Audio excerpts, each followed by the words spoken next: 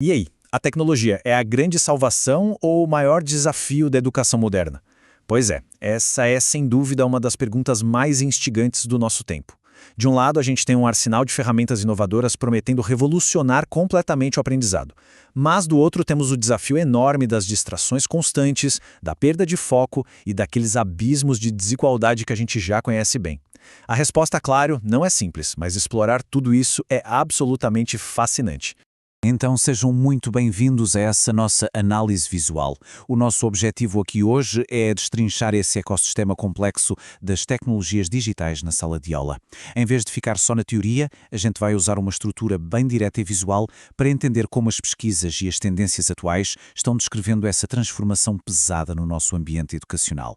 Para organizar as ideias, a nossa análise está dividida em 5 pilares super práticos. A gente vai cobrir, primeiro, a nova era educacional, depois, as ferramentas digitais em ação, em seguida, a inclusão através da tecnologia, o novo papel docente e, para fechar, cidadania digital e desafios. Vamos nessa?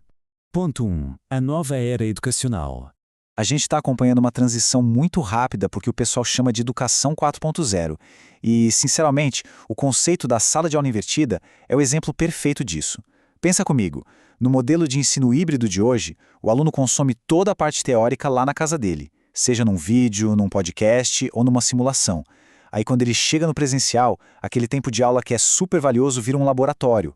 É hora de resolver problema complexo, debater, colocar a mão na massa em equipe. Ou seja, o aluno deixa de ser aquele receptor passivo e assume de vez o protagonismo. É uma mudança de chave tanto.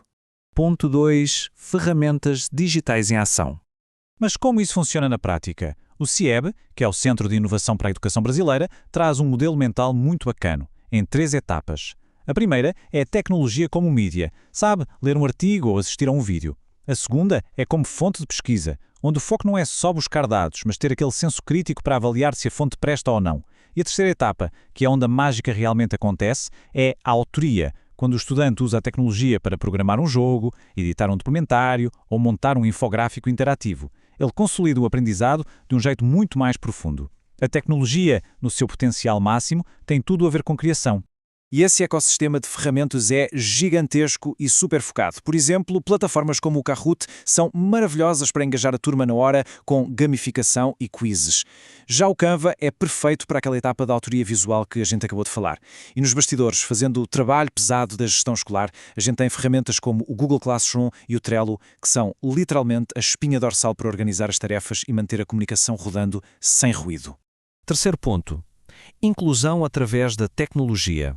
Agora, a gente precisa falar de algo que é talvez o impacto mais profundo disso tudo. Os dados do RIES sobre a educação inclusiva mostram que as tecnologias assistivas são os grandes equalizadores de hoje.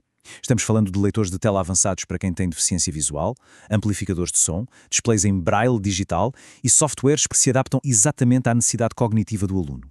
São ferramentas vitais que derrubam barreiras todos os dias. E o grande lance aqui é que a tecnologia deixa de ser apenas um gadget legal e se transforma num passaporte para a autonomia. Os estudos são super claros sobre isso. Quando a gente dá ferramentas para que alunos com deficiência pesquisem e aprendam com independência, o ambiente se torna verdadeiramente colaborativo. É inovação gerando igualdade de oportunidades de um jeito muito real na base do sistema. Número 4. O novo papel docente. Com toda essa tecnologia entrando na sala, o papel de quem ensina tem que mudar, certo? O modelo antigo, daquele professor que era o único dono e transmissor da verdade, ficou totalmente obsoleto. Na era digital, com informações infinitas a um clique de distância, o educador vira um curador essencial. A função agora é ser um facilitador de projetos e, acima de tudo, um guia socioemocional, orientando a turma a navegar, filtrar e interpretar de forma ética esse mar de informações. Mas, olha, tem um gargalo enorme aí, e as pesquisas concordam 100% sobre isso. A tecnologia mais cara e avançada do mundo não serve para nada se as pessoas não souberem usar. A formação continuada dos professores é sem dúvida a chave do sucesso. O desafio real não é comprar equipamento novo, é dar treinamento constante para quebrar aquela resistência inicial, perder o medo do novo e tirar o máximo proveito das ferramentas. Sem esse apoio humano contínuo, a inovação simplesmente empaca. E, finalmente, o ponto 5, cidadania digital e desafios. A literatura acadêmica aponta para um paradoxo que é um verdadeiro cabo de guerra.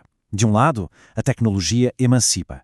Ela engaja, personaliza o estudo e inclui minorias de um jeito nunca visto.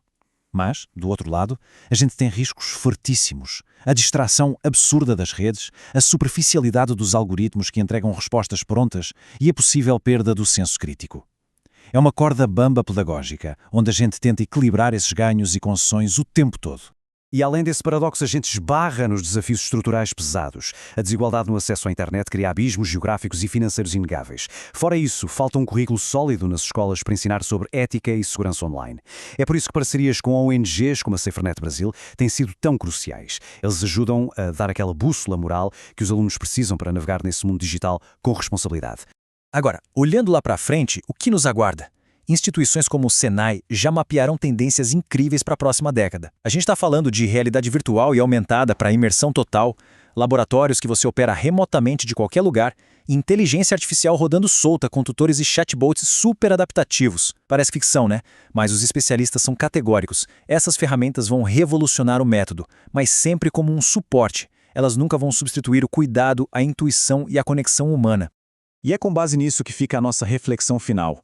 Numa sala de aula cada vez mais lotada de algoritmos e realidades virtuais, como a empatia e a verdadeira conexão humana vão evoluir? A tecnologia abre as portas do mundo, é verdade, mas o desafio do nosso século não é só aprender a apertar botões ou usar softwares novos. O grande desafio é garantir que toda essa inovação sirva para amplificar a nossa humanidade e nunca para silenciá-la. Fica aí essa provocação para a gente pensar no futuro da educação que estamos construindo. Um abraço e até a próxima.